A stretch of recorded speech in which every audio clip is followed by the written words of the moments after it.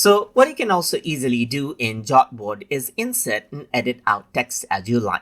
So to do that, over here, you can see the text tool, add text box, click on it and click somewhere as you want.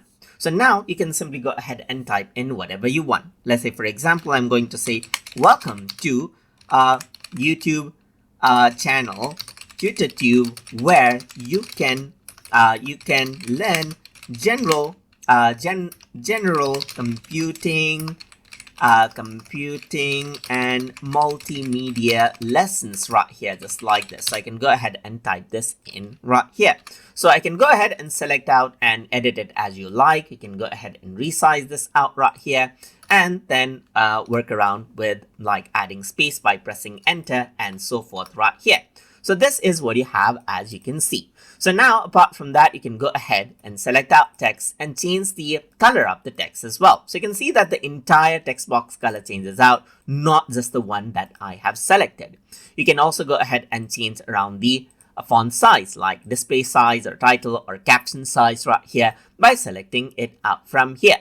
You can also go around over here and you can see that right now the text is left aligned. Click right here. So this is left align. You can center align it out as well, and right align it out as well. So you can go ahead and expand this out right here, and then go ahead and center align it, left align it, and so forth. So that is basically how you can go ahead and add and edit out text.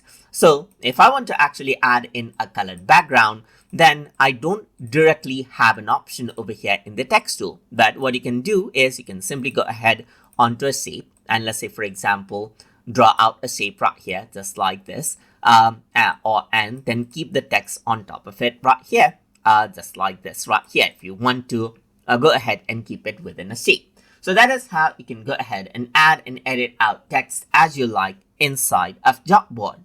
So I hope you guys learned something as always. And as always, please like, comment, share, and subscribe.